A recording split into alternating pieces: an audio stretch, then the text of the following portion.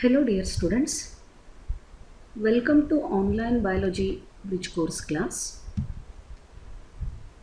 In this video also I am continuing the study of plant parts, and in this video I am going to discuss about the study of shoot system. So the previous video explained about root system. The root system and shoot system are the two important parts of plant body. Further, shoot system consists of stem, leaves, flowers and fruits. The main function of the root system is absorption of water and mineral salts from the soil. Apart from that, anchoring or holding the plant on the surface of soil. If roots undergo modification, they help in the vegetative propagation, that is a method of reproduction, and also they store the food material. So like that, one more system of the plant body, study of shoot system. Let us have a look on definition.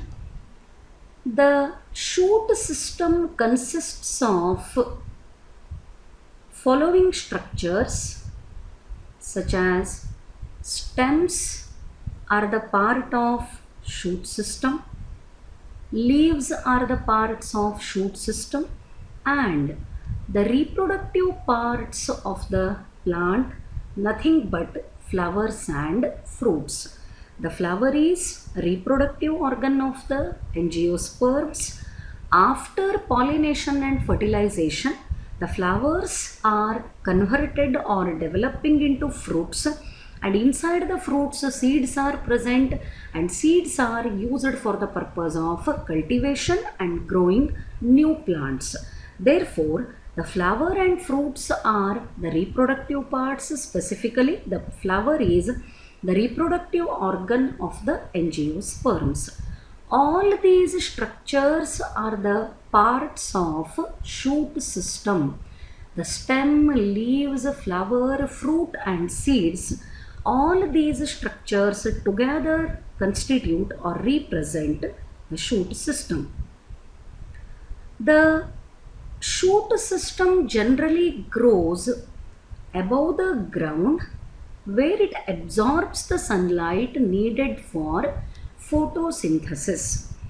The two important terms with reference to root system and shoot system in a plant body are: the root system always it grows towards the always it grows towards the soil. If this is the root system of a plant, let us assume this is the root system. Here I am drawing the group of roots of equal size. Therefore, this root represents fibrous root system. If this is the arrangement of root system, then here is the central one, primary root. The branches are secondary roots. This is primary root. This first branch represents a secondary root, and the branch of the secondary root is called tertiary root. This is fibrous root system and this one is taproot system. The root system is growing towards the soil. The root system grows towards soil. Therefore, the character is called positively geotropic. The character is called positively geotropic. That means growing towards the soil, and opposite term for the root with reference to positively geotropic is negatively phototropic. What is this negatively phototropic? Roots are always growing opposite to the source of light. They are growing away from the sunlight. They are growing towards the soil. Therefore, character of the roots is described as positively geotropic as they grow towards the soil, and as they are growing away from the source of light, this is called negatively phototropic. But these characters are opposite in case of stem. In stem, the character is completely opposite. The stem system or shoot system as compared to the character of root system. So let me write the point. The stem system, it grows towards source of light. The stem system or shoot system grows towards the source of light. So therefore the condition is opposite here. The stem system is positively phototropic and this is negatively geotropic. The stem system is positively phototropic because it is growing towards the source of light, and it is growing away from the soil, opposite direction to the soil, so that it is called negatively geotropic. So these are the two comparative points to explain the nature or the property of shoot system and root system. Stem grows towards the soil's source of the light, hence it is called positively geotropic. It is growing away from the soil surface, and this is called negatively geotropic. So these are the parts. The shoot system includes stem, leaves and reproductive parts such as flower and fruit. So moving to the functions of, here is one image to show all the parts of shoot system. Let me highlight. This is the stem. Ultimately it is connected to root system, and here are the flowers growing on the shoot system. The leaves are attached to it. Even floral buds can be observed. This portion, upper part above the soil surface, represents shoot system, and this is the taproot system because primary and secondary root are present, and this is representing root system. These are the two important parts which are present in the plant body. So moving to the stem. What is stem and what are its characters? Stem is the plant axis that bears buds, shoots with leaves. It is the main erect portion of the plant body. Erect means which is very straight. It is main plant axis which produces the leaf buds and shoot buds with the leaves. Floral buds are also growing on the stem. The leaf buds are also growing on the stem. It is the straight and erect portion of the plant body which produces the floral buds as well as leaves. Then what are the main functions carried out by the stem? The stem performs 4 important functions.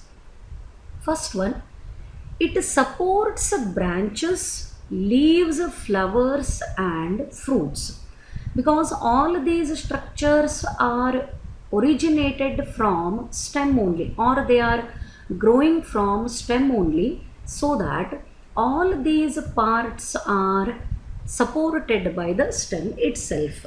If we consider this one as the stem portion, if this is the stem, to this stem only, one more image I'd like to draw because the shape is completely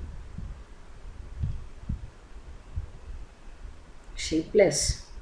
So here is the stem.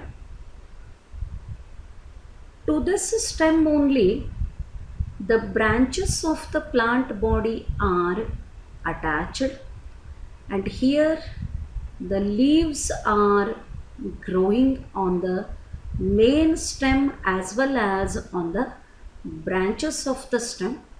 Apart from that, the flower bud also grows from the stem only. It is attached to the main stem, so that The first function of the stem is it supports the branches of plant body, it supports the leaves, it supports the flowers, and as explained, after pollination and fertilization only the flower is converted into fruit. So all these structures are supported by the main axis of the plant body called stem. Then it transports water and minerals from the roots to the leaves and other parts of the plant. Then one more point, it also transports the food from leaves to the different parts of the plant body, including the roots. How it is possible? Hope you are familiar with the term xylem and phloem. What is xylem? Xylem is a complex plant tissue and it is mainly involved in the conduction of water. So there are two complex tissues in the plant body. The complex tissues are made up of different types of cells. The two complex tissues of plant body are nothing but one is xylem and another is phloem. Why these two tissues are called complex tissues? Because they are made up of different types of cells. The xylem is involved in the conduction of water. That means it transports the water and mineral salts to each and every part of the plant body, which is basically absorbed from the root or by the root. Then phloem is involved in the conduction of food. If this is the stem portion, the stem contains both xylem and phloem. The stem contains xylem and phloem, and here I am drawing the xylem with red pen purposely because xylem is dead complex permanent tissue. Just like the pipes, water transporting pipes, the xylem functions in the conduction of water. The xylem is dead complex tissue and phloem is living complex tissue. The xylem and phloem, both of them are present in the stem. This is the xylem and this is the phloem. Both of them are present in the stem. So due to the presence of xylem and phloem, the stem is involved in the conduction. Conduction means transportation. Conduction of the water and mineral salts from the root to all the parts of the body, and it conducts the food from leaves to all the parts of the plant body, and food conduction is carried through the phloem. Water and minerals are carried through the xylem. Both the tissues are present in the stem. Then last one, it holds the plant upright. If you see any very taller tree or any tall shrub or herb, all the plants, they are very straightly growing except the climbers. The climbers have got weak stem and they need one or another kind of the support for the growing purpose. But the plants are able to stand upright, erect or straight. The straight posture or the straight growing nature of the plants is due to the stem only. It holds the plant upright.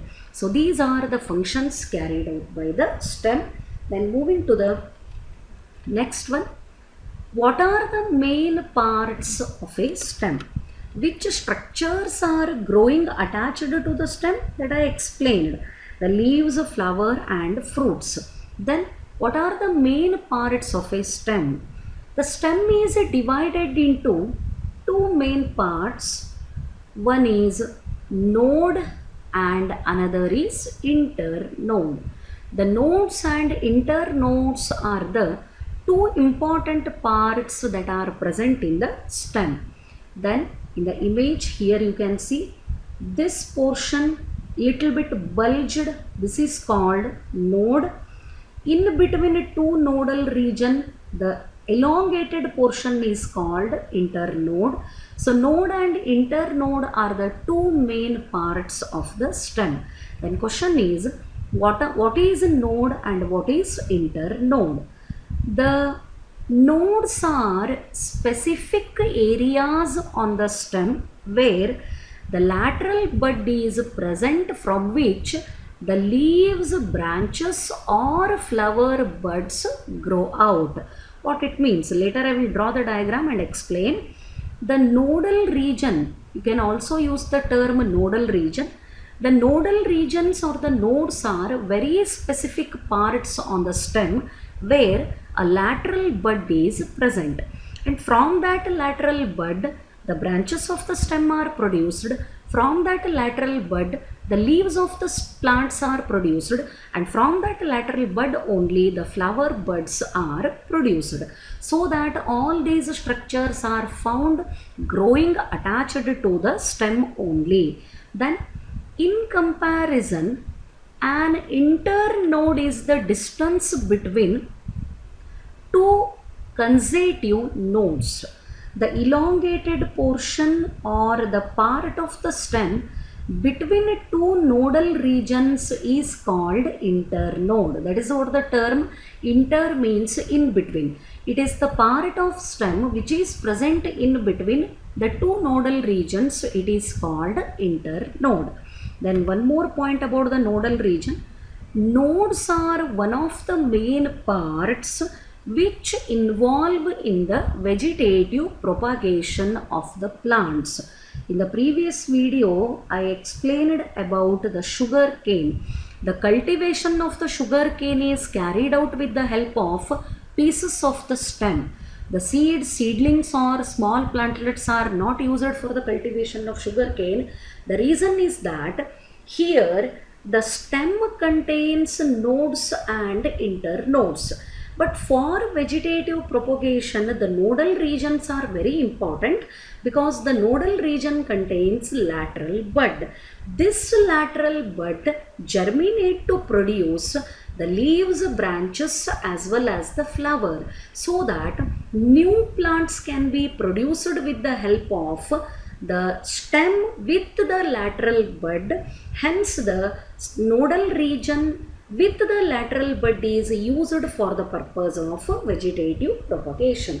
If seeds are not used for the cultivation purpose, if the plant parts such as root, stem and leaves are used to grow the new plants, the method of cultivation is called vegetative propagation. So because of the presence of lateral bud, the nodes are helping or involved in the vegetative propagation. Then here is the image of stem of a plant showing nodal region, internodal region and the bud. This is the main stem. At the nodal region the leaves are attached. So with a small diagram, let us go for the complete representation of these parts. So this is the stem of a plant. Here the little bit bulged or thickened portion is present. This is nothing but node. This is one node and this is another node, and the part of the stem between two nodes is called internode. Inter because it is present in between the nodal region. Length or height of the stem, distance between two nodal region, it is always dependent on internodes. At the nodal region, the small lateral bud is growing, and this lateral bud, it may give rise to the formation of stem branches. The branches may be produced from this lateral bud, or it may give rise to the development of leaves, or it may give rise to the development of flower. So lateral bud is a very important point or the structure which is growing at the nodal region of the stem. So these are the parts with reference to the study of shoot system and what are the functions of the stem and what are the parts of shoot system. Hope the explained part is clear for you. Thank you.